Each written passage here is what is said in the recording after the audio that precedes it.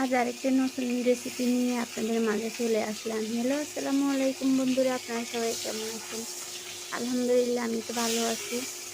আমি প্রথমে পাতিলে তাতিয়ে তেল দিলাম, তেলের পরে একটু লবণ দিলাম, তেলের উপরে লবণ দেওয়ার পরে একটু হলুদ দিলাম, হলুদ দিয়ে মাছের মাথাটা আগে ভেজে নিলাম, তাতে করে অন্য মাছগুলো যেন না লেগে যায় পাতিলে।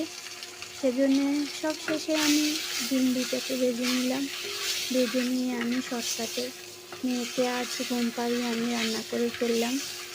প্রতিদিন ও আমার সাথে রান্নাঘরে যেতে চায়, একা একা রুমে থাকতে চায় না, তাই আজকে ওকে ঘুম পাড়িয়ে আমি রান্না করে ফেললাম। এই যে আমি আবার তেলে পেঁয়াজ রসুন আদা বাটা দিয়ে দিলাম।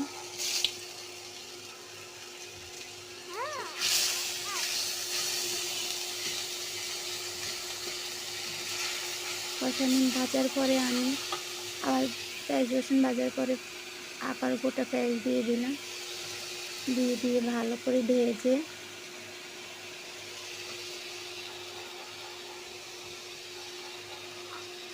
হ্যালো, আসসালামু আলাইকুম বন্ধুরা, আপনারা সবাই কেমন আছেন? আলহামদুলিল্লাহ, আমি আমার মেয়ে ভালো আছি।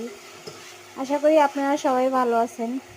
তারপরে দিয়ে দিব মেয়েকে ফাঁকি দিয়ে ঘুম পাড়িয়ে যেভাবে রান্না করতে আসলাম, তারপরে প্রতিদিন ও আমার সাথে রান্না করতে চায়, তো আজকে ওকে ঘুম পাড়িয়ে আমি রান্না করতে চলে আসলাম। দেখতে থাকেন কি রান্না করতেছি।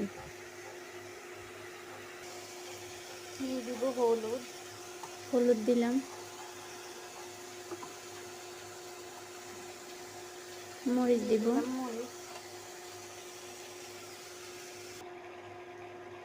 ভালো করে কষিয়ে নিয়ে এবার আমি মাছগুলো দিয়ে দিব। 2 পিস কাঁচা মাছ রেখেছি, আমার ভাই আর আমার হাজব্যান্ড, মেয়ের মা বাবা ছোট মাছ খেতে পারে না, তাতে অনেক কাঁটা থাকে, সেজন্য তাদের জন্য বড় 2 টুকরা মাছ, তাই তার জন্য আর আমার ভাইয়ের জন্য ওগুলা ভাজি নাই, ওরা ভাজা মাছ একদম খেতে পছন্দ করে না, যাতে করে তাদের খেতে সমস্যা না হয়। আমি খেতে না পারলেও ছোট মাছ আমাকে খেতে হবে, আমার মেয়ে মাছ ছাড়া কিছুই বোঝে না।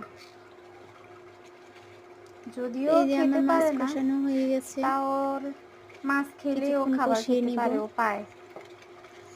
সবাই ভালো থাকবেন, সুস্থ থাকবেন, আল্লাহ হাফেজ। বাকিটা তো আপনারা বুঝেই নেবেন।